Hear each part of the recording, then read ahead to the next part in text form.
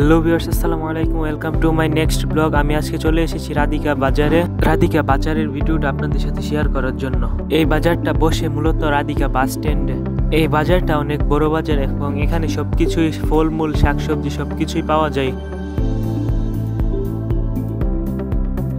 তাছাড়া এখানে নানা রকমের মাছ, মাংসও পাওয়া যায়। মাংস, গরুর মাংস, খাসির মাংস, মহিষের মাংস সবকিছুই পাওয়া যায়।